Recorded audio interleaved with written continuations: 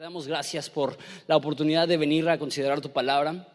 Y lo que yo quiero y lo que queremos es verte a ti, es reconocer lo grande que eres, pero también saber lo que implica eso, que si tú eres realmente tan grande como dice la Biblia, tú eres lo suficientemente grande para utilizarnos aún a nosotros. Nosotros venimos siendo como herramientas, a lo mejor no las mejores, a lo mejor no las más habilidosas, pero en las manos de un Dios habilidoso que puede usar a quien le place y nos quieres usar a nosotros. Y te damos gracias por eso. En nombre de Jesús. Amén. No sé si alguna vez has sentido que los planes de Dios para bendecir al mundo, para mejorar el mundo, no te incluyen. Como pastor, veo yo que esto es una tendencia, tristemente. Que personas creen que Dios ama al mundo, que Dios ama a la humanidad y que Dios tiene un plan para restaurar al mundo, que un día Él va a establecer nuevos cielos, nueva tierra, un lugar perfecto, y que a ese entonces Dios ha establecido la iglesia para bendecir al mundo, ser luz en tinieblas, ser sal, es lo que dice la Biblia, y darle sabor al mundo y estar mejorando el estado y la condición de todo lo que nos rodea. La mayoría de cristianos creen eso, pero hay muchos cristianos que no creen que ese plan les incluye a ellos, que a lo mejor Dios quiere usar a los que son súper cristianotes, que tienen un chorro de tiempo en la iglesia, aquellas personas que conocen mucho de la Biblia, aquellas personas que son súper maduras, pero a mí, una persona promedio, no creo que los planes de Dios me incluyan. Déjate desmiento.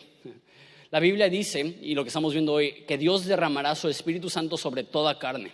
Entonces, si tú eres cristiano, la Biblia dice que Dios te da el Espíritu Santo, el mismo Espíritu que resucitó a Jesús de entre los muertos, mora y vive dentro de ti. Entonces, si tú eres cristiano, no porque tú seas increíble o un cristiano súper dotado, súper maduro o súper espiritual, sino porque Dios es lo suficientemente grande aún para usar herramientas mediocres. Dios te puede y quiere usar para hacer bien en este mundo, para sembrar una diferencia y cambio y esperanza y fe en la vida de los demás. Déjalo digo de esa forma y quiero que lo creas de todo corazón. Los planes de Dios para mejorar nuestra ciudad te incluyen. Los planes de Dios para mejorar tu familia te incluyen. Los planes de Dios para mejorar nuestro país te incluyen. Inclusive los planes de Dios para mejorar y cambiar y transformar el mundo incluyen a la iglesia y por ende te incluyen a ti. Dios no te excluye de sus planes de mejorar el lugar donde vivimos. Pero lo que sucede y lo que hemos hablado en esa serie es que hay ratas y atardeceres, y lo que significa esto, hace unas semanas estaba en la playa, estaba disfrutando el atardecer y me pasó una rata enfrente y en ese momento tuve que decidir, ¿me voy a enfocar en la rata o me voy a enfocar en el atardecer? Y de la misma forma, nosotros tenemos una opción de enfocarnos en lo hermoso que está haciendo Dios o en los problemas que tenemos presentes. La realidad es que hay otra rata, no solamente la rata de la dificultad, que es lo que estaba viendo el pueblo de Israel, que tenían una plaga de langostas que se estaba comiendo la cosecha, sino que hay otra rata. Esa rata se llama la incredulidad, esa rata se llama el no creer que Dios nos quiere usar. Y muchas veces nos enfocamos en la rata de nuestra incapacidad, en la rata de nuestra falta de experiencia o lo que sea, en vez de reconocer que Dios quiere hacer algo extraordinario a través de tu vida sin importar quién eres.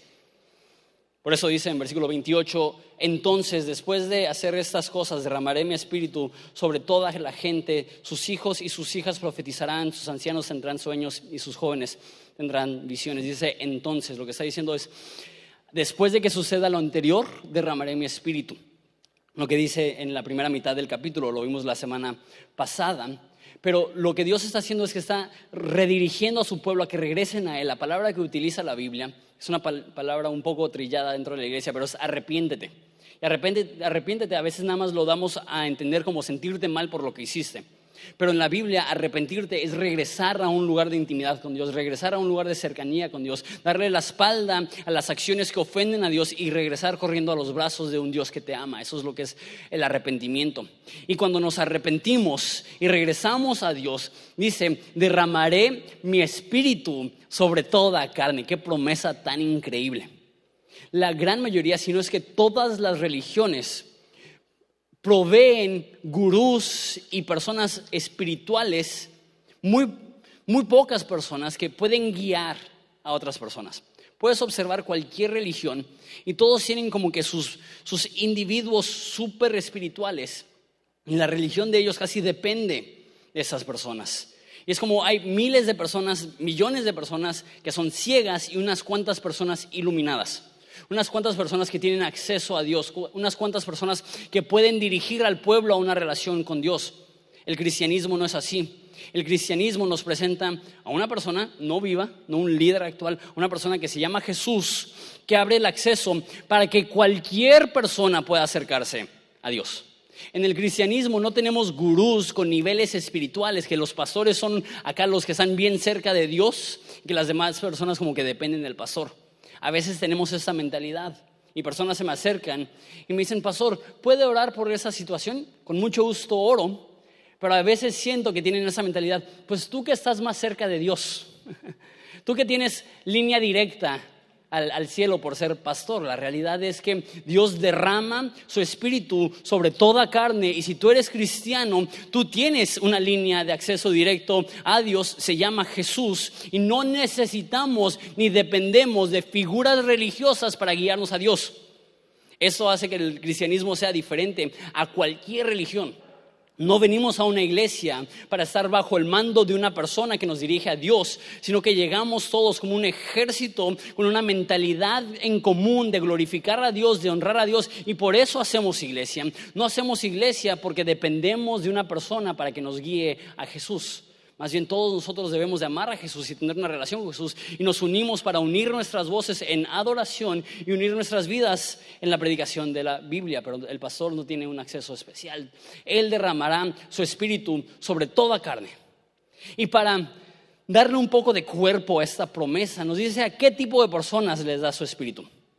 Porque en ese entonces, Joel se escribió hace 2500 años, las únicas personas que tendrían acceso a la Biblia hubieran sido hombres de edad media o mayores, hombres de 30, 40, 50 años o más grandes. Y ellos se reunían en lo que es una sinagoga, que es como una especie de iglesia de judíos, y leían los profetas, leían la ley. Eran los únicos que tenían acceso, por decirlo así, a la palabra de Dios.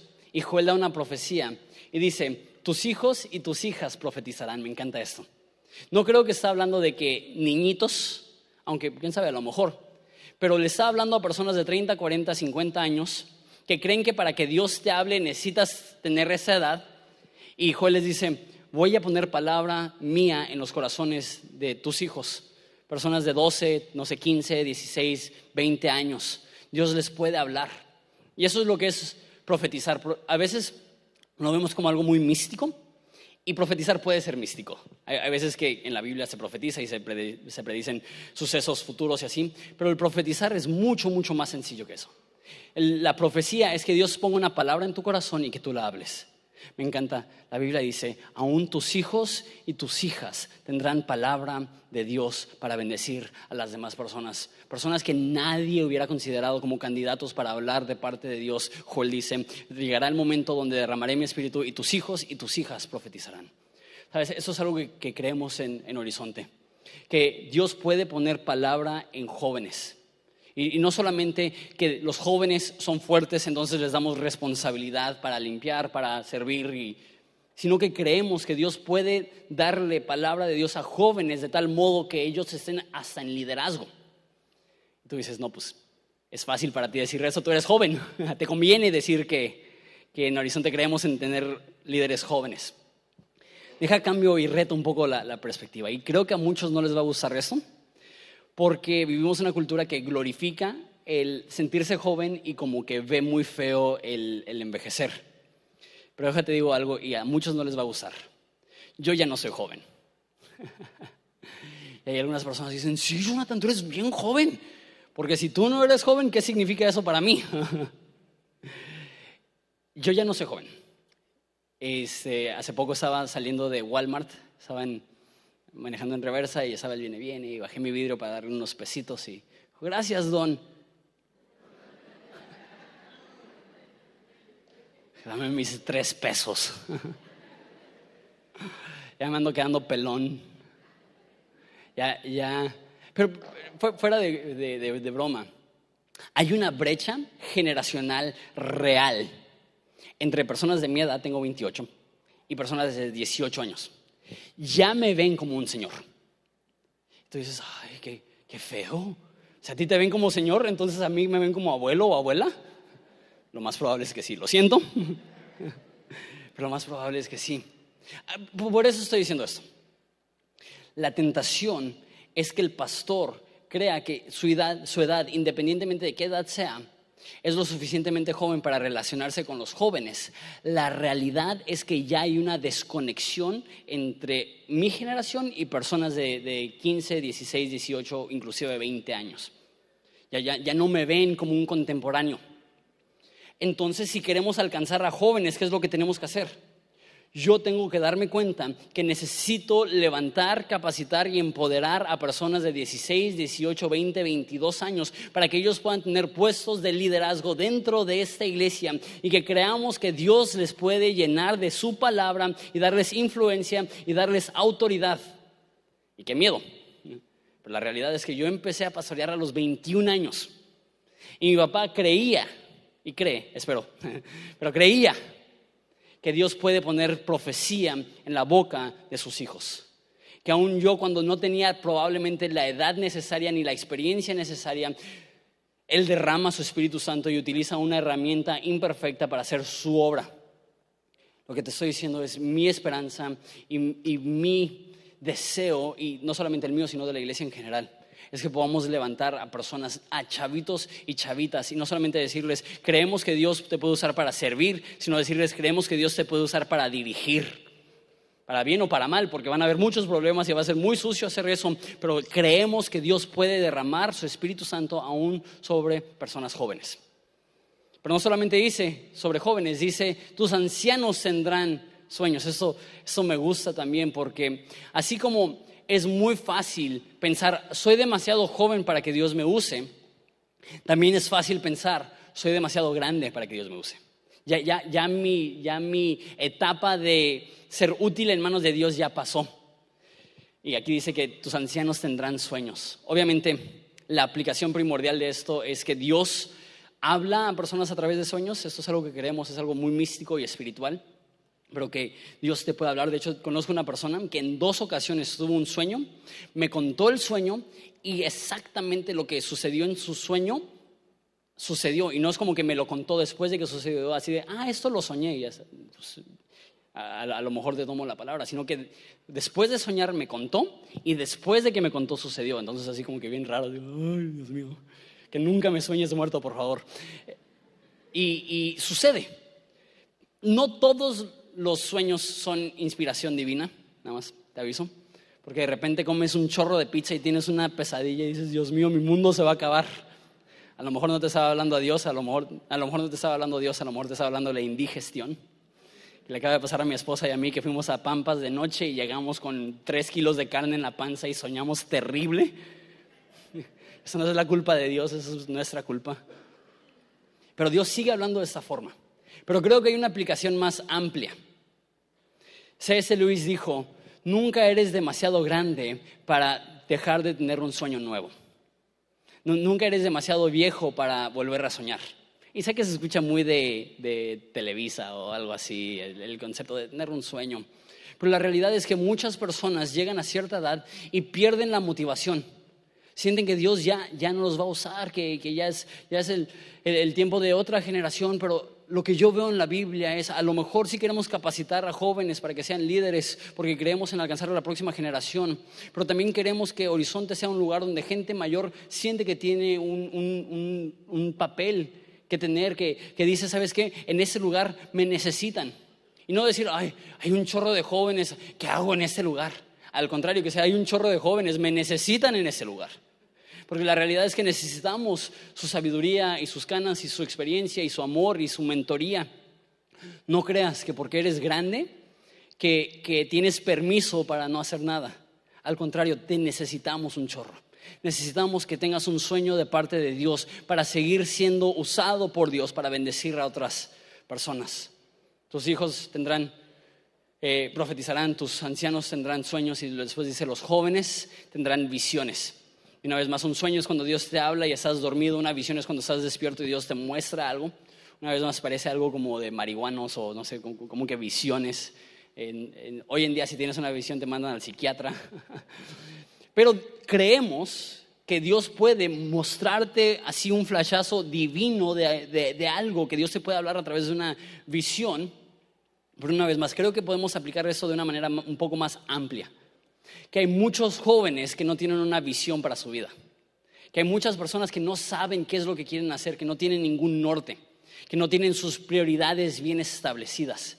Y queremos que Horizonte sea un lugar donde jóvenes que antes divagaban caminen con claridad y certidumbre hacia la dirección que ellos saben que Dios quiere que ellos tomen. Que rompamos con la norma que es que tengas 20, 25, 30 años sin la más remota idea de lo que quieras hacer con tu vida, a que seas una persona que a una temprana edad tengas una convicción. Dios esto me creó y yo caminaré con la certeza y la visión y la convicción que Dios me está dando. Que jóvenes no divaguen, que tengan una dirección. Estaba hablando con mi esposa y algo que estamos viendo es que hay un chorro de chavas solteras en Horizonte que aman a Jesús, súper maduras. Y veo a los hombres, y sí también tenemos hombres increíbles y maduros. Pero digo, Dios mío, necesitamos ayudar a estos hombres para que estén a la par con estas mujeres. Y mujeres, si estás aquí, eres soltera y estás diciendo, ¿tendrá Dios para mí alguien en Horizonte? Mi oración es que sí. Mi oración es que haya hombres aquí que, para citar a mi papá, que agarren la onda. que estemos repletos de hombres ejemplares, de jóvenes dignos, para tomar a esas chavas que Dios está levantando en Horizonte y ser buenos esposos, y que puedan haber familias rectas y maduras y de buena influencia. Me bendice poder orar con Josué y Anita por su bebé. La reunión antes de esa también dedicamos a la bebé de Iván y Libby, otra pareja de aquí. Y mi oración es: levanta más parejas así, parejas ejemplares, parejas que te siguen, parejas que no siguen las normas de este mundo, sino que tienen un estándar mayor de amor, de sinceridad, de compromiso, de fe. Mi oración es que podamos desarrollar la visión en la vida de los jóvenes que vienen a Horizonte. Continúa, versículo 29, dice: en esos días derramaré mi espíritu aún sobre los sirvientes, hombres y mujeres por igual. Quiero que intentes llevar tu mente a la antigüedad. Recuerda, eso se escribió hace 2500 años. En ese entonces todavía existía la esclavitud. Y tus esclavos casi ni eran humanos, eran tu propiedad. Entonces, para un religioso conservador de hace 2500 años, el pensar que Dios le puede hablar a uno de tus siervos sería escandaloso. ¿Cómo que Dios? No. Dios habla a través de los profetas, y Dios habla a través de los sacerdotes, y Dios habla a través de los reyes. ¿Pero de mi siervo? Y dice: derramaré mi espíritu sobre tus siervos.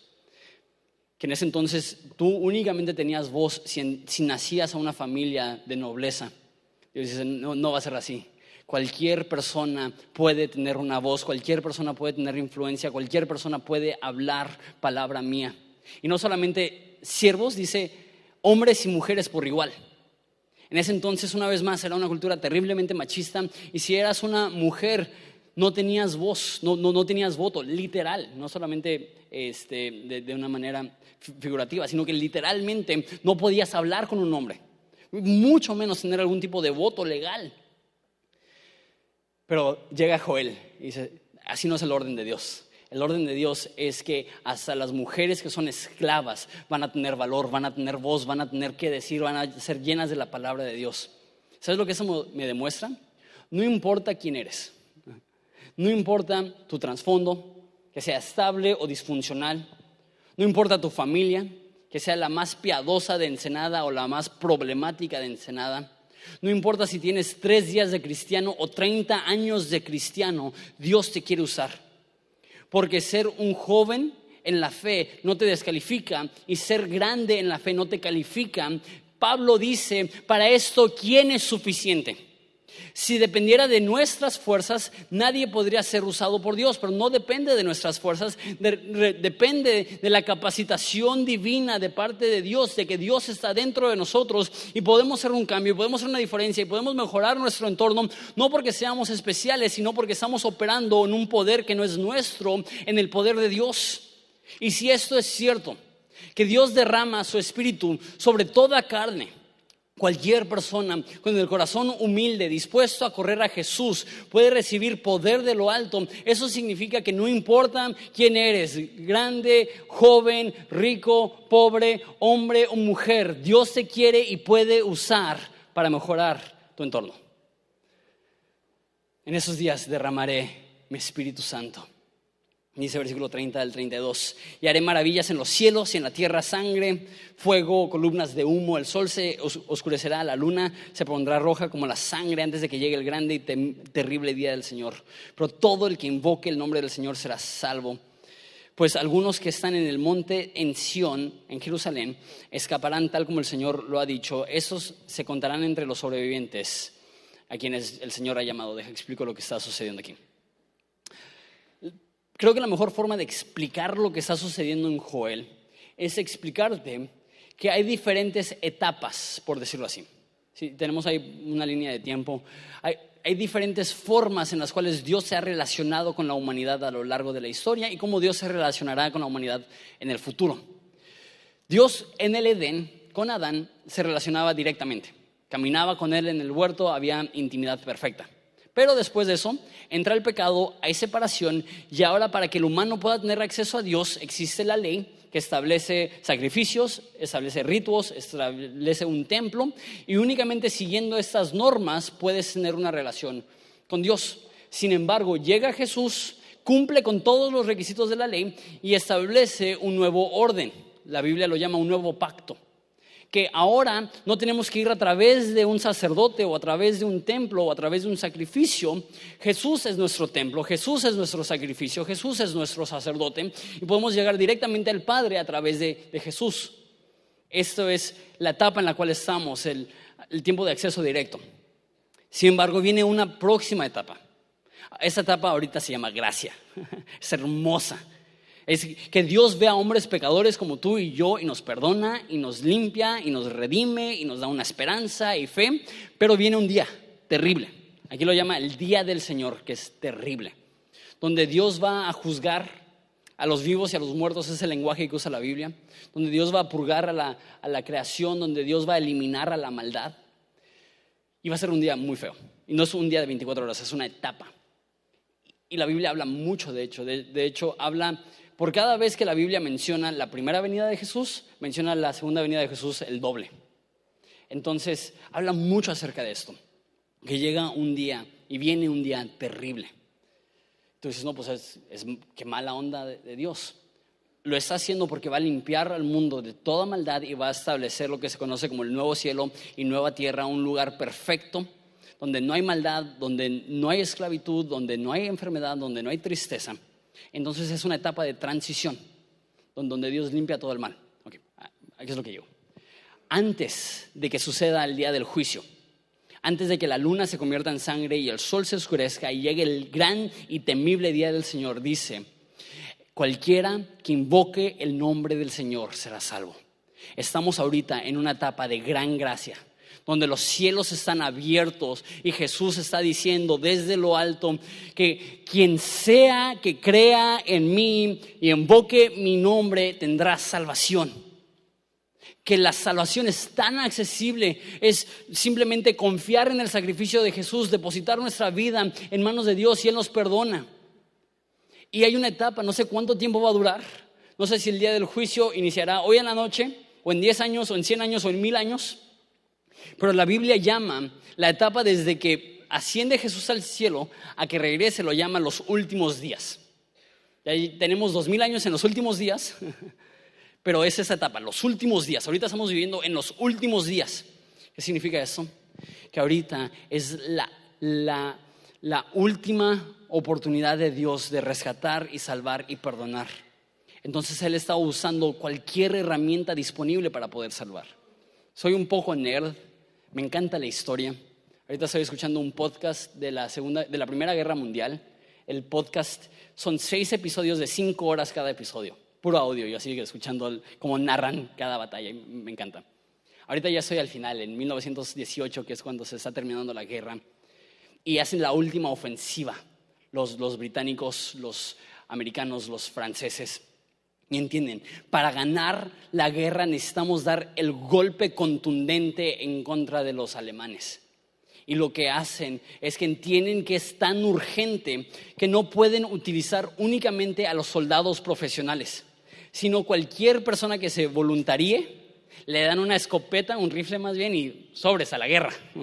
¿Por qué? Porque es tan urgente la necesidad que no van a depender meramente de los soldados profesionales, sino que permiten que cualquier persona con la disposición pueda entrar en la batalla. Y cuando estaba escuchando eso dije, eso es Joel 2. Que hay tanta necesidad de que este mundo sea transformado por el mensaje de Jesús, que Dios está diciendo, cualquier persona dispuesta a cargar, no un rifle, pero a cargar mi palabra, cualquier persona dispuesta a hacer una diferencia, yo les equiparé con mi Espíritu Santo, derramaré mi Espíritu sobre toda carne para que cualquiera que invoque el nombre de Dios sea salvo. Tú, yo y cualquier persona que abre su corazón, Dios los ve y dice, yo te enviaré. Como Isaías que dice, heme aquí, envíame a mí, que tiene toda la disposición del mundo de ser usado por Dios. Esa debe de ser nuestra mentalidad.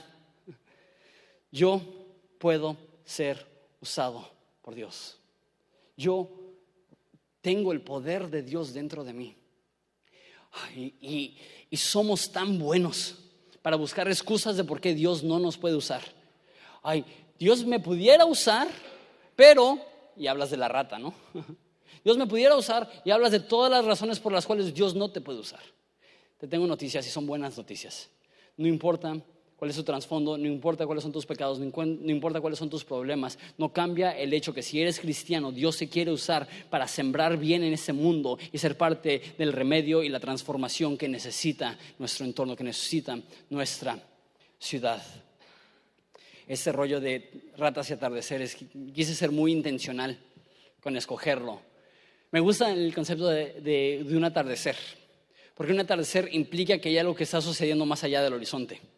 El horizonte está hermoso porque el sol se está poniendo y crea este color precioso. Pero para que haya un atardecer necesita haber un sol que está más allá. Y siento que eso es lo que tenemos que hacer. Es muy real el hecho que somos personas problemáticas. Que no hay nadie aquí que pueda decir, ¿sabes qué? Si hay alguien que Dios va a usar, soy yo. No hay nadie aquí que pueda decir, ¿sabes qué? Yo soy el ejemplo perfecto a seguir. ¿Sabes qué? Hay un ejemplo perfecto a seguir, se llama Jesús y lo mataron. No hay nadie aquí que pueda decir, seguro yo voy a ser de la lista especial de los que Dios quiere usar. Todos venimos rotos, todos llegamos con problemas, todos llegamos de manera disfuncional, todos llegamos con Dios. No con una lista de logros y no con un currículum lleno, sino un espacio en blanco diciendo ayúdame. ¿Sabes lo que Dios dice? Derramaré mi espíritu sobre toda carne, aún tus hijos y tus hijas profetizarán, aún los ancianos seguirán teniendo sueños, los jóvenes tendrán visiones, aún los siervos, las personas que nadie ve como una persona de autoridad, aún los siervos recibirán palabra de parte de Dios. Pero así nos ponemos de pie. Y mi oración es esta. Cada persona que está aquí, cada persona que está escuchando este mensaje, Dios se quiere usar. No eres olvidado, no eres ciudadano de segunda clase, no es que Dios tiene a sus chidos y pues tú ahí estás ahí de reserva, sino que Dios te tiene a ti como un hijo que Él quiere usar. Listo para la batalla espiritual. No una batalla contra sangre, no una batalla contra personas, una batalla contra la maldad en este mundo. Que tú y yo, a través de la transformación de Jesús, podamos recibir fe y esperanza y gozo, de tal modo que podamos hacer un cambio real en nuestro entorno. Padre, te damos gracias por ser tan bueno con nosotros, por tener para nosotros propósito, un norte, que no nos dejas a la deriva, sino que nos das una dirección. Que tú estableces esta realidad. Que tú derramas tu espíritu sobre toda carne. Cualquiera puede ser usado por ti. Padre, eso se dice fácil y se escucha fácil, pero para creerlo, hay personas que están aquí y dicen, seguro Dios no me quiere usar a mí, y tienen sus excusas y se enfocan en la rata. Pero lo que yo veo en la Biblia es persona tras persona tras persona que el mundo dijo, ellos no pueden, y que tú dijiste, pero yo quiero. Y que Dios usa lo necio de este mundo para avergonzar a lo sabio y lo vil para menospreciar a lo fuerte. Y que no hay nadie aquí que pueda decir yo soy perfecto y por eso Dios me usa. Todos somos débiles y frágiles, pero llenos de un poder que va más allá de nuestra fuerza. Que lo que estás haciendo es hermoso porque no proviene de nosotros. Lo que estás haciendo es hermoso porque viene de más allá del horizonte. Y tú estás pintando con nuestra vida disfuncional un panorama glorioso para la bendición de nuestra ciudad. Ayúdanos a creerlo, ayúdanos a vivirlo, a saber que tú nos equipas a través del Espíritu Santo, que tú derramas, no solamente nos das del Espíritu Santo, tú lo derramas en nuestras vidas. En nombre de Jesús.